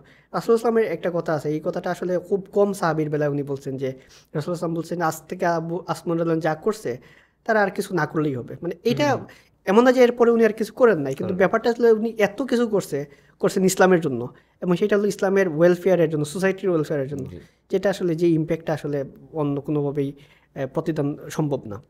আমরা আরেকটা জিনিস নর্মালি আমাদের সোসাইটিতে দেখি, যারা হঠাৎ করে রিচ হয়ে যান, বা হয়তো অনেকে আগে থেকে রিচ, তো রিচ মানুষ তারা হয়তো নিজেদেরকে নর্মাল মানুষের চেয়ে একটু বড় মনে করেন, বা স্বভাবগতভাবে অনেকের মধ্যে অহংকার চলে আসে। তো একজন ধনী মানুষের ক্ষেত্রে এই জিনিসটা কীভাবে ট্যাকেল দেওয়া উচিত? আসলে অহংকার তো পতনের মূল, সবাই জানে। তো অহংকার জিনিসটাকে দূরে সরায় কীভাবে হাম্বল থাকা যায়, এটার কীভাবে তারা অনুসরণ করবে? এটা হলো গিয়ে জাস্ট একটা সাইকোলজি। সেই সাইকোলজিটা হলো গিয়ে যদি আমি চিন্তা করি যে মানে কেউ একজন আমাকে একটা সম্পদ আমানত হিসেবে দিয়ে গেল, সে আবার রিটার্ন যখন চাইবে তখন আমি তার সম্পদটা তাকে দিব, তখন তাকে জিজ্ঞেস করবো না যে তুমি কেন রিটার্ন চাচ্ছ, এখন চাও কেন, কারণ সম্পদটা টোটালি তার, মানে এটা আমার না। আমরা যদি আমাদের নিজেদের সম্পদ, নিজেদের প্রপার্টি, এভরিথিং, সেটা 1 টাকা হোক আর 1 লাখ টাকা হোক বা 1 কোটি টাকা হোক, সেইটাকে যখন আল্লাহর দিয়ে আমানত হিসেবে ট্রিট করব, তখন কিন্তু আমরা আল্লাহর রাস্তায় দান করা থেকে শুরু করে প্রত্যেকটা ভালো কাজে ব্যয় করতে আমরা কুণ্ঠাবোধ করবো না, কারণ আমরা তখন চিন্তাই করবো এই টাকাটা তো আমার না, এটা আল্লাহ আমাকেই দিছেন, এটা আমানত স্বরূপ দিছেন, এবং আমানতের জায়গা থেকে যখন আমরা আল্লাহর রাস্তায় ব্যয় করবো তখন সেটা আমার করতে কোনো অসুবিধা হবে না। কিন্তু এইটাকে যদি আমরা আমানত না হিসেবে, এটা তো আমি করছি, এটা তো আমি উপার্জন করছি, আমি কষ্ট আমার মাথার গাম পায়ে ফেলে উপার্জন করছি, এই যখন চিন্তাটা তখন আসবে, যখন এটা আমার চিন্তা করবো, তখন এটা থেকে দান করাটা যেমন টাফ হবে, তেমনি এইখান থেকে আমার হিংসা, আমার আত্মহংকার, আমার লোভ সব কিছু তখন বাড়বে। কিন্তু এইটাকে যখন আমি আল্লাহর আমানত হিসেবে ট্রিট করব, তখন কিন্তু আমার দান করাটা আমার টাফ হবে না। যে জিনিসটা আমরা আগেই বললাম যে সাহাবীদের কাছে হলো গিয়ে দুনিয়াটা ছিল তাদের হাতে, কিন্তু হৃদয়ে ছিল আল্লাহ। তো এই কারণে, এবং পুরোটা যদি ওনাদের জীবনী দেখে, ওনারা সম্পদটাকে ট্রিট করতেন হলো গিয়ে আল্লাহর দেয়া আমানত হিসেবে। তো আল্লাহর দেয়া আমানত হিসেবে যখন ট্রিট করতেন, তখন ওনাদের সেই সম্পদটা ওনাদের লাইফস্টাইলে প্রভাব ফেলতে পারে নাই, এবং এই সম্পদটা ওনারা আল্লাহর রাস্তায় যতগুলো খাত ছিল সব খাতে তারা দান করতে পারছেন। এই সমস্যাটা হলো আমাদের দেশে এই যে অবস্থাটা হয়, এক হলো গিয়ে ইসলাম না মানার কারণে, সেকেন্ড হলো গিয়ে ইসলামের যেভাবে ধনী হইলে যে আচরণটা করতে হবে, এটা কখন করতে পারবে? যখন তার সাইকোলজিটা ঠিক থাকবে, এবং সেই সাইকোলজিটা হলো সম্পদকে আমানত হিসেবে ট্রিট করতে হবে। এটা আমার একার গেইন না, এটা যদি আমরা ঝেড়ে ফেলি তখন আমরা এটা করতে পারবো। এখন আরেকটা জিনিসের অভাব আমরা সমাজে দেখি, সেটা হচ্ছে জাকাত না দেওয়ার যে প্রবণতাটা। আসলে আমাদের জাকাত দেওয়ার যে সিস্টেমটা, সেই সিস্টেম অনুযায়ী ম্যাক্সিমাম মানুষই জাকাত দেন না, এবং অনেক মানুষের যারা জাকাত দেনই না। বাট জাকাত আমাদের ইসলামিক অর্থব্যবস্থার জন্য খুবই ইম্পর্টেন্ট, সমাজের মধ্যে সবাইকে সুন্দরভাবে থাকার জন্য এবং সবাইকে সবার অধিকারটা বুঝিয়ে দেওয়ার জন্য জাকাত খুবই একটা ইম্পর্টেন্ট জিনিস। বাট আমাদের সমাজে এখন এটা মেনটেন করাই হচ্ছে না। তো জাকাতটা সম্বন্ধে যদি মানুষকে আবার অ্যাওয়্যার করা যায়, সেই ব্যাপারে আপনি কীভাবে অ্যাওয়্যার করবেন? প্রথমত একটা জিনিস আমাদের খুব ভালোভাবে বুঝতে হবে, সেটা হলো গিয়ে ইসলামের প্রত্যেকটা বিধান, এবং যেই বিধানটা ফরজ, এইসব বিধান, যেই বিধানটা ওয়াজিব, এইসব বিধানটাকে আমরা ট্রিট করতে হবে এমন না এটা আল্লাহ বলছেন তো দিতে হবে, এমন না। এই বিধানটাকে আমরা ট্রিট করতে হবে এইভাবে যে আল্লাহ বলছেন দিতে হবে, এবং এই দেয়াটাই হলো আমার জন্য কল্যাণকর। শুধু আল্লাহ বলছেন দিতে হবে এটা এইরকম রেসপন্সিবিলিটি হিসেবে না, আল্লাহ বলছেন দিতে হবে এবং এই বিশ্বাসটা রাখতে হবে, এবং এইটা দেয়াটা আমার জন্য কল্যাণকর, না দেয়াটা আমার জন্য ক্ষতিকর। এটা যদি আমরা ঠিক করতে পারি, তখন আমাদের জাকাত দেয়াটা, তখন তো আমাদের বার্ডেন মনে হবে না। এ তো আমার যার 1 কোটি টাকা আছে, তার দেখা যাবে জাকাত দিতে গেলে তার 2.5 লাখ টাকা জাকাত দিতে হবে, তো এটা তার কাছে তো তখন বার্ডেন মনে হবে। কিন্তু সে যদি মনে করে যে এটা যদি 2.5 লাখ টাকা না দেয়, তো আমার নিশ্চিত এই 2.5 লাখ টাকা না দেওয়ার কারণে আমার কোনো না কোনোভাবে 20 লাখ টাকা লস হবে, কোনো না কোনোভাবে ফিজিক্যালি মেন্টালি নানান ওয়েতে আমার লসটা হবে। তো এটা আমার সম্পদকে আমি পিউরিফাই করতেছি না, এবং আমার নিজের লাইফটাকে আমি পিউরিফাই করতেছি না। এই মেন্টালিটিটা আগে সেট করতে হবে তার, অন্তত ব্যক্তির নিজের জন্য, যে আল্লাহ যেটা বলছেন সেটা তো দিতে হবে। এমন না যে আল্লাহ বলছেন দিয়েটা, মানে আমরা বলি আমরা ফরজ ইবাদতটা কিংবা আমরা যে কাজগুলো করতে হয়, এটা একটা মনে হয় একটা বোঝা আমাদের উপর চাপানো হয়েছে, এটা চাপানোটা সরে। যেমন ধরেন আমরা কোনো কাজ করার আগে যখন যদি নামাজের ওয়াক্ত থাকে, নামাজের ঝামেলাটা সেরে তারপর কাজ করি, অর্থাৎ নামাজটা আমাদের ঝামেলা, এই ঝামেলাটা শেষ করে নামাজ মানে আমাদের কাজেরটাতে আসি। তো আমরা যদি নর্মালি ইসলামিক অর্থব্যবস্থার দিকে তাকাই, তাহলে জাকাত খুবই ইম্পর্ট্যান্ট একটা জিনিস আমাদের ইসলামে। তো বাট আমাদের বর্তমান সমাজে বা সোসাইটিতে যদি বলি, সবাই জাকাত জিনিসটাকে ইগনোর করতে চায়। ম্যাক্সিমাম রিচম্যানদেরই একটা মেন্টালিটি হয়ে গেছে যে আমার টাকা, কষ্টের টাকা আমি আরেকজনকে কেন দিব। যদিও জাকাতটা মানে এমন না যে আপনার উপরে চাপায় দেওয়া হয়েছে, এটা মনে করা আসলে উচিত না। জাকাতটা হওয়া উচিত যে আপনার সম্পদটাকে আল্লাহ পিউরিফাই করতেছে, আল্লাহ আপনার সম্পদটাকে বিশুদ্ধ করতেছে, সেই মেন্টালিটি থাকা উচিত। বাট এই মেন্টালিটি বা এই নলেজটা ম্যাক্সিমাম মানুষদের মধ্যেই নেই, ম্যাক্সিমাম সম্পদশালী মানুষদের মধ্যেই নাই। তো আপনি আপনার নলেজ থেকে বা ইসলামের আলোকে জাকাত জিনিসটা কতটা ইম্পর্টেন্ট, এবং জাকাত দেওয়ার জন্য মানুষকে বা সম্পদশালী ব্যক্তিদেরকে কীভাবে ইন্সপায়ার করবেন?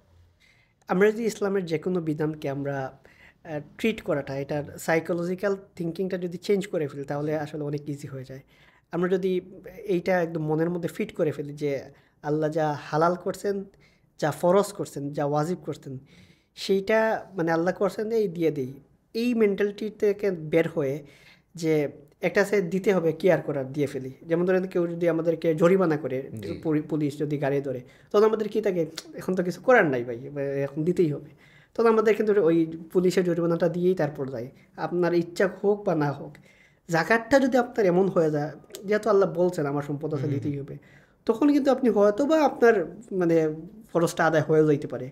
বা থিঙ্ক ইজ, এটার আপনি এক হলকে মজা পাবেন না, আরেকটা হলবে এইটার পারপাসটা আপনি বুঝবেন না। আল্লাহ যা হালাল করছেন এবং আল্লাহ যা ফরজ করছেন, এইটার সাইকোলজিটা আল্লাহ করছেন, এবং আল্লাহ করছেন আপনার কারণেই, আপনার ভালোর কারণে। এইটা যদি আপনি ফিট করে ফেললেন মনের মধ্যে, তখন দেখবেন যে আপনার এইটা মানে এই জাকাতের টাকা দিতে আপনার বিন্দুমাত্র আপত্তি হবে না, আপনি নিজেই স্বেচ্ছায় দিবেন। কারণ সাহাবীদের জাকাতের স্টোরি যদি দেখেন আপনি, মানে আমরা কুটানকুট পাগল হয়ে যাওয়ার মতো। কেন?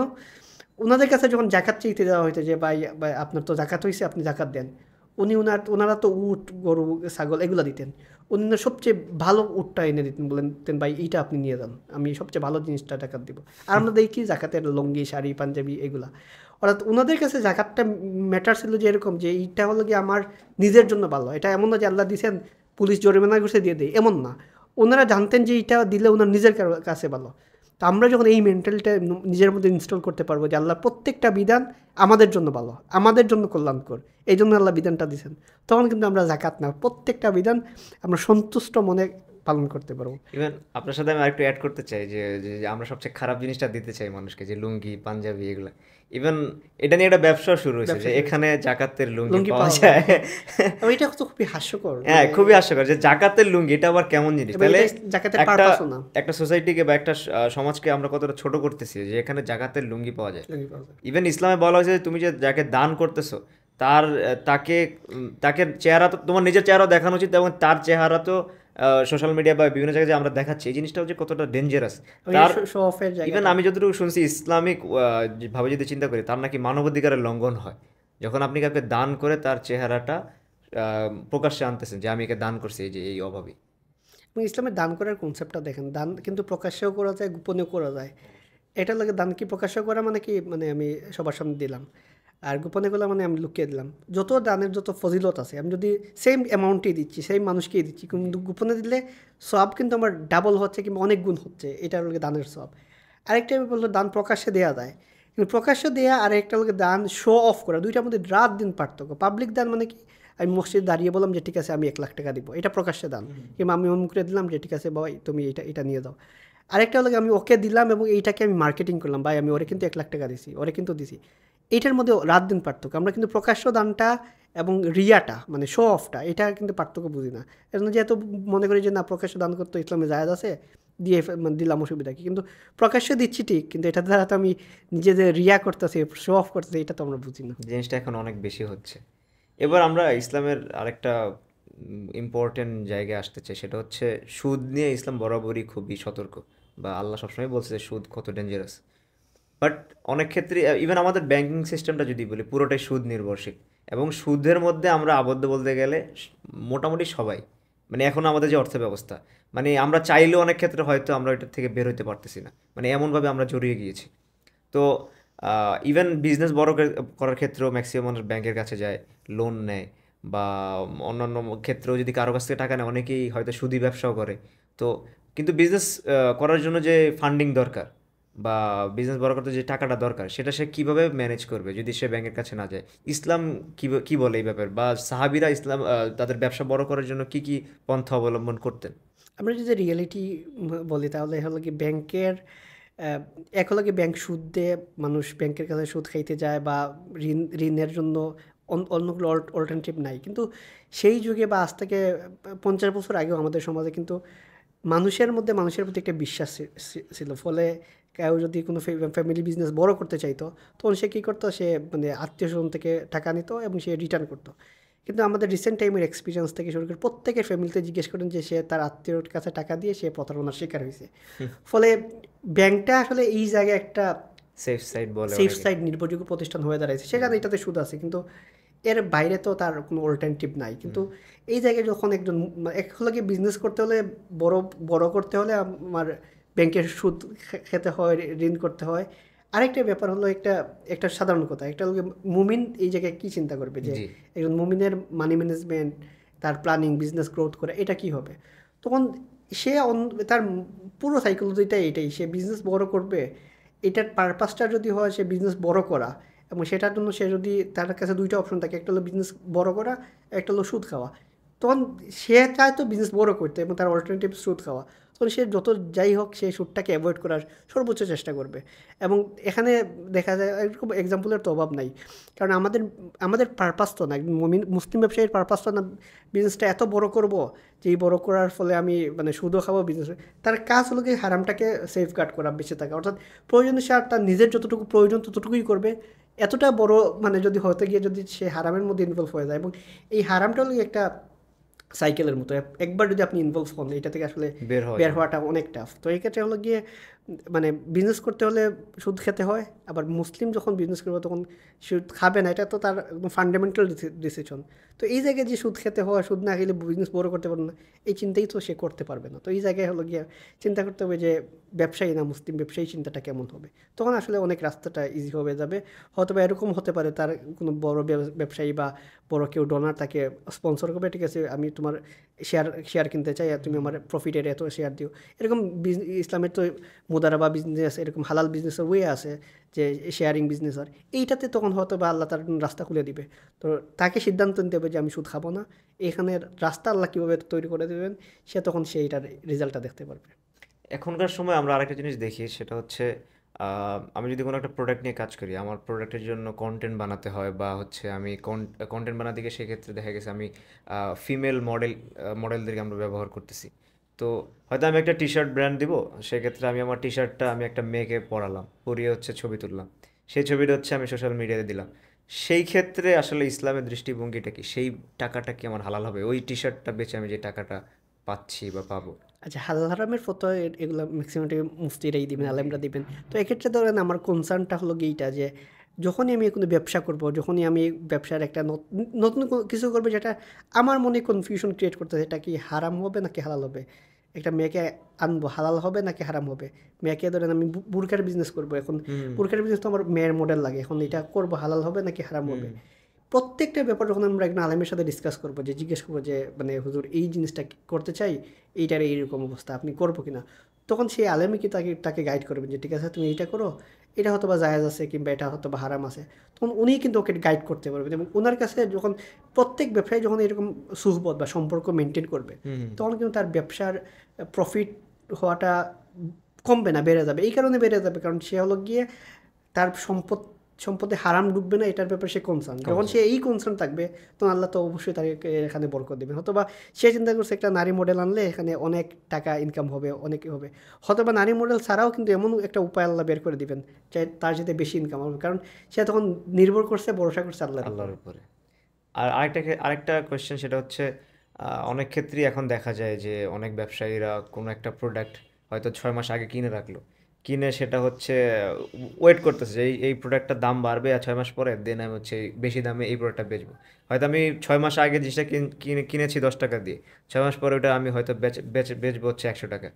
তো পণ্য নির্ধারণ করে এবং পণ্যের যে দাম নির্ধারণটা করা, সেই ক্ষেত্রে ইসলাম কি বলে? কতটুকু লাভ করতে পারবে একটা ব্যবসায়ী, বা কতটুকু লাভ করা উচিত, এবং কতটুকু তাকে আল্লাহ আহ, আহ, নির্দেশনা দিয়েছে যে এতটুকু পর্যন্ত করতে পারবে, এর বেশি করা যাবে না? এই জিনিসগুলো একটু যদি বলতেন। পণ্য, এটা কিন্তু প্রত্যেকটা পণ্যের উপর ডিপেন্ড করে। কোনো কোনো পণ্যের মানে দাম হলো গিয়ে আমি জানি স্টক করে রাখলে এটা দাম অনেক বাড়বে, এবং এটার টোটাল ব্যাপারটা, বিজনেসের টোটাল ব্যাপারটা হলো গিয়ে সাইকোলজিক্যাল ব্যাপার। আমি একটা কাজ করতেছি, ব্যবসার ক্ষেত্রে পণ্য স্টক করতেছি, কিছুক্ষণ পণ্য আমার স্টক করতেই হবে। আমি অনেক পণ্য আছে, ধরেন আমি মোবাইল এর ব্যবসা যারা করে তারা তো এমন না যে মোবাইল যখন কাস্টমার অর্ডার দিবে তখন তারা মোবাইল রাখে, তখন মডেল চেঞ্জ হয়, নানান জিনিস তাদের করতে হয়। এমন না যে চিন্তা করে এই মোবাইলের দাম ভবিষ্যতে বাড়বে, নানান ওয়ে আছে। তো এরকম অনেক প্রোডাক্ট আছে যারা ধরেন পেঁয়াজের ব্যবসা করে, তারা তো চিন্তা করেন এই পেঁয়াজটা 2 বছর পরে বিক্রি করবো। আর অনেক প্রোডাক্ট আছে যারা চিন্তা করে ঠিক আছে এখন কিনে রেখে কয়েক বছর পরে বিক্রি করবো। প্রত্যেকটা জিনিস হলো প্রোডাক্টের উপর ডিপেন্ড করে, ওই কোন প্রোডাক্টটা কতদিন কত বছর স্টক রাখা যায়, এটার একটা স্বাভাবিক একটা প্রক্রিয়া আছে। একটা হলো স্টক রাখাটা ইসলাম খুবই ডিসকারেজ করে, যে স্টক রাখাটা এমনিতে স্বাভাবিক হলো কি স্টক তো রাখতেই হবে। আরেকটা হলো স্টক রাখার পারপাসটা যখন আমার এমন থাকে যে না এই স্টকটা এই জন্য রাখবো যাতে মানুষ দাম বাড়লে, অনেক দাম বাড়লে, তখন মানে অস্বাভাবিক দাম বাড়লে স্টক এখন ব্যবসায়ীরা যখন স্টক রাখবে, এটা তো খুবই স্বাভাবিক, কারণ একটা প্রোডাক্ট আনার সাথে সাথে ওই দিন তো বিক্রি হবে না, ওই মাসেও না হতে পারে, 6 মাস পর হতে পারে। একটা হলো স্বাভাবিক প্রক্রিয়া, আর একটা হলো গিয়ে অস্বাভাবিক প্রক্রিয়া, এবং সেই অস্বাভাবিকতার জায়গায় নিজেকে ইনভলভ করা, যে না আমি জেনে বুঝেই এটা করবো। পুরো ব্যাপারটা হলো কিন্তু মুসলিম ব্যবসায়ী তখন সে কী করবে, সে জানে যে ইসলামের বিধানটা কী এখানে, তখন সে সেই অনুযায়ী মানবে, সেই অনুযায়ী যখন আমল করবে তখন তার রাস্তাটা তার কাছে আসবে। আমরা আমাদের শোয়ের প্রায় শেষের দিকে চলে এসেছি। আমরা তো আজকে আপনার বই কোটিপতি সাহাবীর উপর নির্ভর করে আজকে এপিসোডটা করা। তো আপনি যে জনরাটা নিয়ে কাজ করছেন, আপনি নর্মালি সাহাবীদের জীবনী বা তাদের ব্যবসায়িক লাইফ বা তাদের অন্যান্য অন্যান্য অনেকগুলো সেক্টর নিয়ে আপনি কথা বলেন। আপনার লেখনের বা আপনার যে জনরা নিয়ে আপনি কাজ করছেন, আপনার মেইন মোটিভটা কি, বা আপনার পারপাসটা কি লেখনের? আমার মূল পারপাসটা হলো গিয়ে সাহাবীদের জীবনটা আমাদের সাহাবীরা তো আজ থেকে প্রায় 1600 বছর 1500 বছর আগের ছিলেন। তো সেইটা 2024 সালে একজন সাহাবী আমার সাথে লাইফের সাথে কীভাবে রেলেভেন্ট, এই জিনিসটা আমি সবসময় চেষ্টা করি যে তুলে ধরা। প্রত্যেক সাহাবীর স্টোরি, সেই স্টোরিটা আমি এমন না স্টোরিটা কি আমি রিমেক করব, বাট প্রত্যেক স্টোরিটা কিন্তু রেলেভেন্ট আমাদের সময়ের সাথে, আমাদের সমাজের সাথে, সেটা রেলেভেন্ট করে দেখা। আমি একজন তরুণ হিসাবে আমি কি চাইবো? আমি চাইবো আমার ক্যারিয়ার, আমি উপার্জন করতে চাইবো, কিংবা আমার মতো অনেকেই চাইবে কি উপার্জন করতে, ধনী হইতে। প্রত্যেকের একটা মোটিভ আছে, উপার্জন করা, ধনী হওয়া, ক্যারিয়ার গঠন করা, সব কিছু হওয়া। এই জায়গায় আমার সাহাবী আমার কাছে রেলিভেন্ট কি? সাহাবীরা তো ধনী হয়েছেন, উপার্জন করছেন, কোটিপতি হয়েছেন। এই জায়গায় সাহাবী রেলিভেন্ট হলো তার স্টোরিটা এবং তার মোটিভটা এবং তার সাইকোলজিটা, মানি সাইকোলজিটা। তখন আমরা দেখাইতে পারবো যে না, সাহাবীরাও কোটিপতি হয়েছেন, আমরাও কোটিপতি হইতে চাই। তো এই জায়গায় ফিট করেন সাহাবীদের মেন্টালিটিটা। তো মেন্টালিটিটাকেই ওনারা ঠিকই উপার্জন করছেন, ঠিকই দিনদারিতা চর্চা করছেন, ঠিকই সেই টাকাটা কিন্তু ওনারা হৃদয়ে ঢুকান নাই, টাকাটা ওনাদের হাতেই ছিল। ওই জায়গাটা মেক শিওর করা। ঠিক তেমনি আমার সাহাবীদের নিয়ে প্রত্যেকটা কাজের পারপাসটা হলো গিয়ে সাহাবী, আজ থেকে 1600 বছর আগের সাহাবীদের জীবনীটা, ওনাদের লাইফটা আমাদের সময়ের সাথে রিলেভেন্ট করা। কারণ আমরা কোর ভ্যালুসটা আমরা যেভাবে সাহাবীদের কাছ থেকে নিতে পারবো, রাসূল সাল্লাল্লাহু কাছ থেকে নিতে পারবো, ভ্যালুসটা কিন্তু আমরা ক্যারি করে যাচ্ছি। আমরা কিন্তু সাহাবীদের প্রত্যেকটা লাইফের ইভেন্টটা আমরা রিমেক করতেছি না, আমরা ভ্যালুসটা ক্যারি করতেছি, আমরা ওনাদের স্ট্যান্ডার্ডটা ক্যারি করতেছি। তো এই জায়গায় কিন্তু সাহাবীদের ভ্যালুস এবং স্ট্যান্ডার্ড এই জায়গায় আমরা ফিট করব।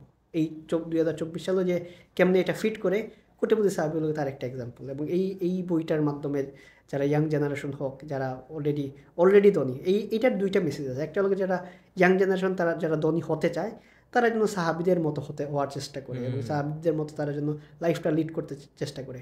এবং অলরেডি যারা ধনী হয়ে গেছেন, হয়তো বা উনি হালালভাবে হয়েছেন অথবা হারামভাবে হয়েছেন, উনি যেন ফিট করে যে না, আমিও কোটিপতি, সাহাবীও কোটিপতি ছিলেন, আমি কেমনে ওনার জায়গায় আমার মেন্টালিটিটা, আমার সাইকোলজিটা ইনস্টল করতে পারি, এটা যেন আমি এই বইটা পড়ে জানতে পারি। এই দুইটা জিনিস আমি সামনে রেখে, এই দুইটা টার্গেট অডিয়েন্সকে আমি সামনে রেখেই বইটা লিখছি। এবং এই মেসেজটা আমি দিতে চাই যে আপনি যাই করেন না কেন, ওই আপনার মূল ভ্যালুসটা ঠিক রাখেন, ভ্যালুসটা সাহাবীদের মতো রাখেন। আপনি কোটিপতি হন, সাহাবীদের মতো হন। আপনি যদি গরিবও থাকেন, সেটাও যেন সাহাবীদের মতো হন। খুবই দারুণ বলেছেন ভাই। আমি আশা করব আপনার বই পড়ে হয়তো 1000 কোটি মানুষ ইনশাল্লাহ ইন্সপায়ার হবে এবং তাদের লাইফস্টাইলে পরিবর্তন আনবে ইনশাল্লাহ। আপনার জন্য অনেক শুভকামনা। এবং আপনি যদি আমাদের অডিয়েন্সের জন্য কিছু বলতে চান, আমরা শেষের দিকে চলে এসেছি। এখানে আসতে পারে আমার অনেক ভালো লাগছে, স্পেশালি আপনাদের এই টিমটা দেখে এবং পুরো এফোর্টটা আমি যখন এসে দেখলাম যে এত ভালো একটা এক হলো গিয়ে সেট আপ, সেকেন্ড হলো গিয়ে যেভাবে হোমওয়ার্কটা করা হয়েছে, যে মানে এভরিথিং আমার কাছে আমি খুব মুগ্ধ হলাম যে আলহামদুলিল্লাহ, যে এমন না যে জাস্ট নাকি বলতে হয় বললাম, এমন না, এই জিনিসটা ফুল প্রিপারেশন নিয়ে যে করা। এবং ইসলামে কিন্তু বলে যে প্রত্যেকটা কাজ আপনি যখন করবেন তখন যেন ফুললি যতটুকু সম্ভব পারফেক্ট যেন হয়, এই জিনিসটা মেক শিওর করা। তো এটা আমার ভালো লাগলো যে আলহামদুলিল্লাহ পুরো কাজটা এবং পুরো এফোর্টটা যে আলহামদুলিল্লাহ আপনাদের এন্ড থেকে পুরোটাই একদম প্রফেশনাল অ্যাজ ওয়েল অ্যাজ এটা খুবই পারফেক্ট করার চেষ্টা করছেন। এটা জাযাকাল্লাহ খাইরান। থ্যাংক ইউ সো মাচ ভাই। আপনাকে অসংখ্য ধন্যবাদ, আবার আপনি আসছেন এবং ইনশাল্লাহ আপনি আবারও আসবেন, আমাদের সাথে দেখা করবেন। এবং আমি শোয়ের শেষের দিকে চলে আসছি। ব্যবসা, টেকনোলজি, শিক্ষা, স্বাস্থ্য এবং অন্যান্য আরও বিভিন্ন বিষয়ে ইনসাইটফুল তথ্য জানার জন্য আমাদের পডকাস্টটি আপনারা ফলো করতে পারেন। আমাদেরকে ফলো করার জন্য আমাদেরকে সাবস্ক্রাইব করুন এবং আমাদের সোশ্যাল মিডিয়া ফেসবুক এবং ইনস্টাগ্রামকে ফলো করতে পারেন। ধন্যবাদ আপনাদের।